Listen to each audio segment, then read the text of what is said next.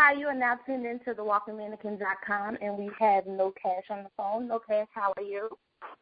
I'm great. How you doing? Peace and love. Good, good, good. So I researched your story and researched all about you. And, you know, the main question that people are going to ask is, are you really homeless? Well, as of still today, I'm still homeless, but we're really not wanting to too much exploit my homelessness. We're actually trying to bring awareness to homelessness, period. My mission is actually about music, peace, and love, and me using my talents and my gifts to make a way for myself to get me out of my homelessness. But what I'm actually doing is basically trying to show people that if I could do it, then so can you. You know, it's not so much, the focus is not so much on the homelessness, although that is the case now. But we really want to show people that no matter what you're going through, don't stay there wallowing in it. Do something about it. Oh, wow, yeah. So that's so great. Like, I was looking and I was like, it makes you focus more on your voice because, you know, the entertainment industry is all about what are you wearing, what you're driving, and it makes You're right. people get all that and focus on your voice. So when did you start singing? When did singing start for you? Well, my grandmother, I was raised by my grandmother and my grandfather, and my grandmother used to have this story she would tell. She said that when the doctor smacked me on my behind in the doctor's office, even my cry was a beautiful noise. So it was like this thing where she said she always knew I would sing, but I noticed it around about the age of 5. 5, okay. So where did you first sing? Like, what was your first singing moment? Where was it? Well, we used to, you know, my family is very religious very Christian-based, and we used to, like, play church a lot, like in the house and in the yard. We used to go to church a lot. And, you know, they was playing church one day, and they made me join the choir on the Play Church. And I just happened to sing a good song that day when we were playing, and when my people noticed it, they made me join the actual choir at church. And from then on, I was singing in churches all across South Carolina. Yeah, I definitely can hear it in your voice. Like, when I heard you singing All of Me, I was like, oh, okay, definitely got it. Okay. Yeah, like, okay. When's the first time you sang for food? Like, you went, because I saw, first of all, I want to talk about the sign. It says, not I will sing for food, but I will sang for food. When you went on, what made you put an A instead of the I? Okay, that's because the sign itself means something in its entirety. Every word, you know, you got will first. And will is a very powerful word because God made us creatures of choice. You know, that's our power. You can say I will or I will not. But this particular thing is about what you're going to do for yourself. And if you don't have the will to change your situations, then you don't have what it takes to do something about it. So will, saying is a whole another word within itself because that comes out of the church, really. You know, in church terminology, when you can really sing a song, you ain't singing no more. You can sing because you putting soul into it. You're putting your all into it. So, you know, that's where I got that from. But sing could have very well easily been, you know, replaced with I will be a doctor, or I will be a police, or I will be whatever your talents and your gifts are. Bottom line is you have to use them to put you in a different situation. And then the 4, you know, 4 is a powerful number numerically, and you know it kind of means like to me, my research on it was, you know, you have angels like camped out around you, and they like your guardian angels. So you know the 4 in the food is basically saying that's really what anybody do, anything that you do in life or when you're working or trying to get careers. Your main objective should be food, clothing, and shelter. Anything else is extra. So when I say I will sing for food, the food is just a symbolism as I will sing to make a way for myself, to make a living for myself. Well, come on now. Okay, so tell me about the first time you went South Carolina, you're on the street, and you're singing for food the first time. How did that go? Okay, we actually it was not actually on the street singing for food the first time. It actually was me trying to get a McDonald's jingle recorded, and it was a jingle that I wrote for a Big Mac, and we didn't have the means of, you know, having a McDonald's area where we could just record like how we wanted to, so we had to use actual McDonald's. And, you know, they don't like for you to record in there with using their logos and things of that nature because they don't like the, you know, it's like copyright infringement. So what we did was we put together an idea that said that we'd just rather ask for forgiveness than for permission. So like me and the cameraman, the cameraman went in and ordered his food and just kind of stood clear. And when I went in, it was like I went in just to get footage for this jingle, but it turned into something altogether different, and that was the first video footage that that the world was introduced to No Cash on, and it was Homeless Man Sings for a Big Mac. I think it's almost pushing 2 million views right now. Oh, wow. Okay, so what's the plan for No Cash? No Cash is really the voice of the struggle.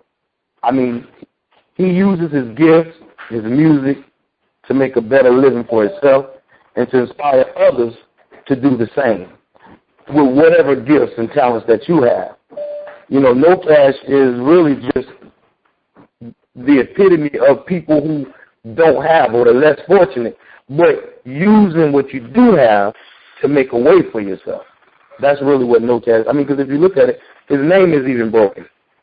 The name is broke. He's No Cash. He has really nothing, but he's not like burying himself in his mishaps. He's kind of trying to use what he do have to make a way for himself. So, and then we had a lot coming with, like, due to me, my life personally, that's why I want to give back to people like homeless and struggling youth. Because the thing is, what I've noticed, I don't want to give back because I have nothing, because I really don't have anything. But when I'm on a road that I know that I'm about to be blessed. And when I get blessed, I want to give back because I know what it's like to not have. And I'm putting together a nonprofit organization called OKC, Operation No Cash, where I'm going to be giving back to the struggling youth, ex-convicts, who's really trying to make a difference and better themselves in life and want a second chance, and bring a different awareness to homelessness. Because truth of the matter is, people look at, I embellished my my image on my videos simply because people in today's society, that's what we have this eye that we look at homeless people as. We think homeless people look a certain way. We think they act a certain way. We think that they, you know, we just have our own little perceptions about homeless people when it's so not the case these days. The majority of homeless people is sleeping couch to couch with some girl here or there. Some of them are even in their mom and dad's house over 35 years old. If that's your case, you're next door to homelessness too. So what we're doing is trying to bring awareness to this thing that until you realize that there is a problem, then you can't find a solution. And many people don't realize that a lot of homeless people are not like bums or homeless by choice, you know what I mean? It could be one life thing that they couldn't come back from. So I You're right. Good what you're doing too.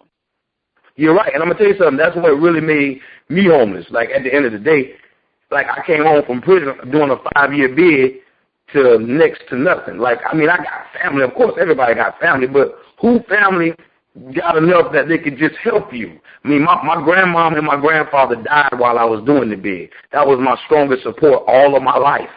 So to come home without that support. Then I didn't have a good work history, a past work history. Then I got felonies on my record. Like, what could I really do as a normal citizen to make a way for myself? So what I did was, you know, people in prison used to tell me a lot, like, read the Bible. And I used to read this little verse that said, your gifts shall open up doors and place you before great men. And I really believed it. I put that in my heart and my soul. And when I got out, I felt like my gifts and my talents is my music. And I need to use it, and that's what I'm doing. And so, like, as far as leaving this interview, what do you want your viewers to know, people that never heard of you know? Like, what do you want to leave them with? Well, I just want to leave them with the fact that, yes, that's not the focus of my movement. Right. The focus of my movement is, peace, love, togetherness, and using music, as an avenue to do that. I also have a single up on iTunes. It's called Be Better. It explains my life story, really. I have T-shirts online that people can purchase. They're nice T-shirts that people can purchase to help fuel my movement. I'm not really asking nobody for any dollar amount per se. I just want people to believe in the movement. What's the website Ma'am? for the shirt? Say it again? What's the website for the shirt? Well, the website is www.nocash.com. And my social media, I have a Facebook fan page and a Vine that's actually No Cash by itself, just No Cash. And then I have Twitter and IG that's at no_cash_flow. Flow is short for Florence. That's FLO. And I have a Fiverr that's No Cash Flow, no underscores. And just keep in touch on my YouTube channel is No Cash 843. If y'all subscribe, there a documentary dropping in the middle of this week right here. A company out of Hollywood flew out and shot on me. So a lot of big things to come. So if you just follow the social media, y'all, stay tuned in. We'll keep y'all informed about the stuff that's coming. Okay, great. Can you leave us with a little snippet of a song? Definitely. You want me to sing it? Yeah, sing a little snippet of a song. What particular song would you like to hear? Well, that you asked. Do you know Trey Songz just gonna make it, or? Oh, I wish I did. So okay, I see what you're saying. Do you want me to sing one of my own original songs? Yeah, matter of fact, that's perfect. Sing one of your original songs. Okay, I got a new one that we're working on. It's gonna be one of No Cash's next singles. Have to Be Better. Here it is.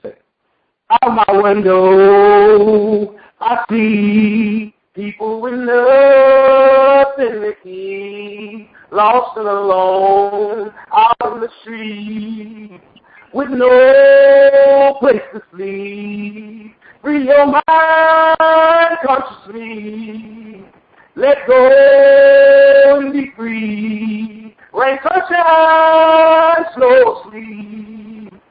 Find your revelry.